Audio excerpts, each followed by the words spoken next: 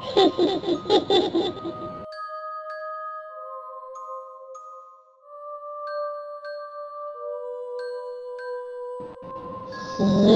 comes the bride. For better or for worse.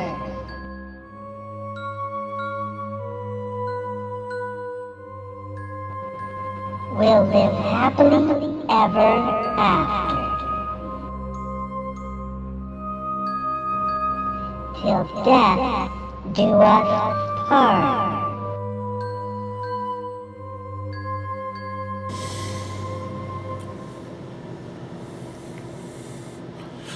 Welcome to another video on my 31 Days of Horror, where I watch 31 horror movies I've never seen before during the 31 days of October.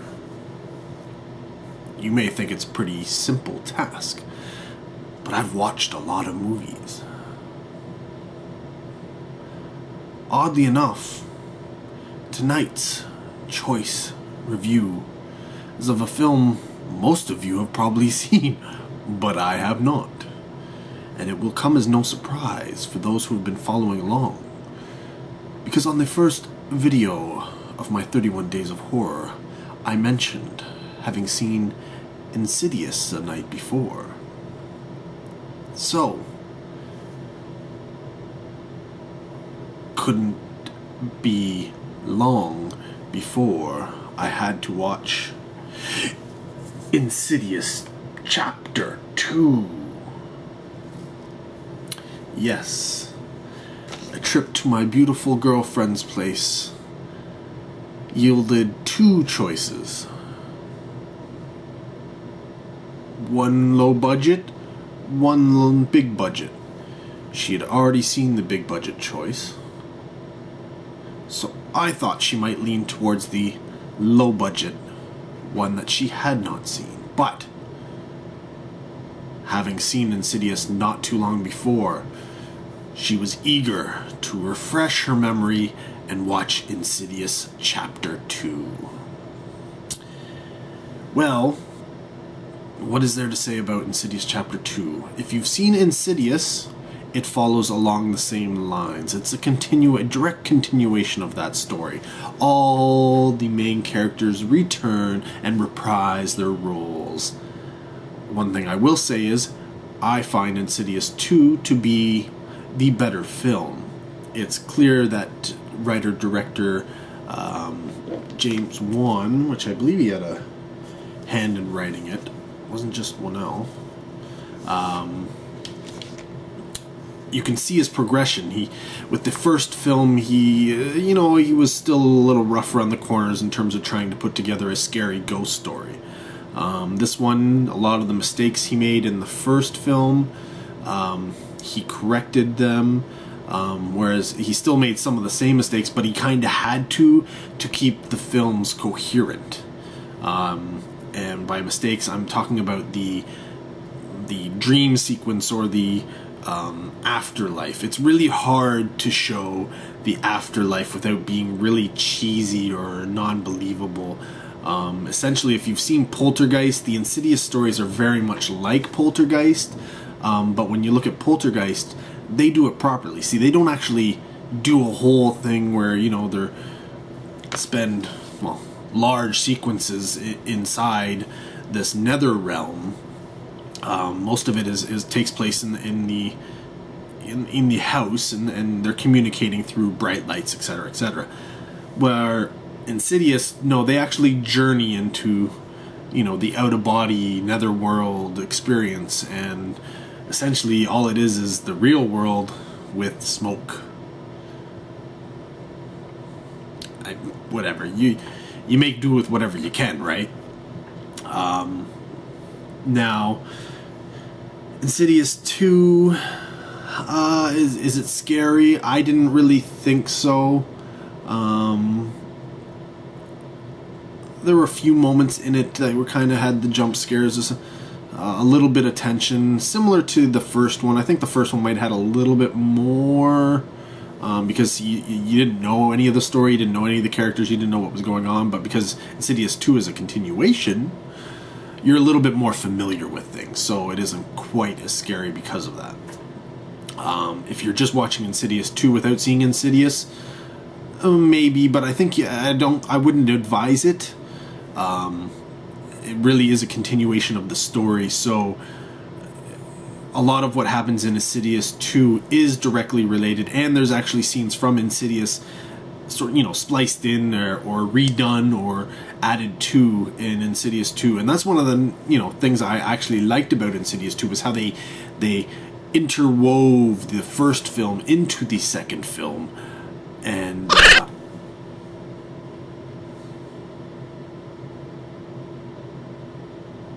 did you hear that?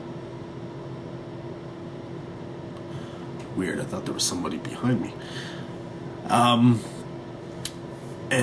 So yeah, what I was saying, was how the two films sort of had this story that sort of went together, and they did just the way that they melded, and how they told the story in Insidious 2, how it related to Insidious, and the events that actually took place in Insidious and what caused them is explained in Insidious 2. And I won't go into detail about it because it would give too much away. And part of the enjoyment of watching Insidious 2 is discovering these aspects. If you don't know Insidious or Insidious 2, it's a ghost story. They say, it's like a haunted house story, but the house isn't haunted. It's actually sort of like a possession meets haunted house story, where the dead are trying to go through one of the characters in the film. The trailer gives it away, but if you don't want to watch the trailer, I'll leave that there and won't say any more. The concept is good. But the dead people, the ghosts, they aren't really scary, and that's one of the problems. Insidious 2 is more of a mystery. You got to solve the mystery, similar to like typical ghost stories like The Ring, where you have to find out why somebody is haunting. You got to discover why are they haunting, why are they upset, who killed them, etc., etc. And that's sort of what Insidious 2 goes about doing. They're trying to solve the mystery of what's going on, who's who, why things are happening, and how they relate back to this particular family. It's Insidious 2. It's a year old essentially, yeah, what else is there to say about it? It will take what you love most. Yeah. I don't know.